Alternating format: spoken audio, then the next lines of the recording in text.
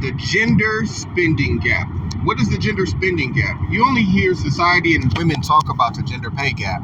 Well, even though men do make more money, women actually control a significant amount of spending, but we only focus on the earnings. When you adjust hours work, women make 99 cents for every dollar that men make. Now, what we don't talk about is for every dollar that a man spends, a woman spends $2.69. For every dollar a woman spends, a man spends 37 cents. For the second time in American history, there are more women in the workforce than men. It is not by In the much. American workforce, 50.04% are women and 49.7% are men. Before the pandemic, which triggered the she-cession, women were rising to managerial and powerful positions at astronomical numbers.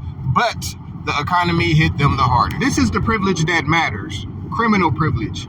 Women have privileges as criminals that men don't have, including black women. Did you know that in America, black women get lower sentences than white women? And they get sentences 50% less harsh than black men. Black men get sentenced 19% harsher than white men, and black women get sentenced 30% less harsher than white men.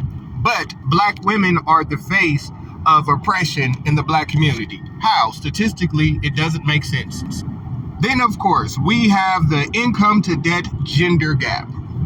Now, the income to debt ratio is the most overlooked aspect of dating that needs to be evaluated.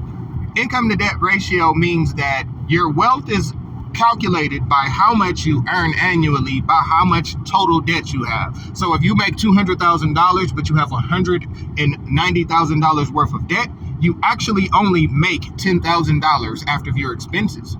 This is the issue. In the black community, black women have a 76% income to debt ratio, meaning that for every dollar that she earns, she owes 75 cents.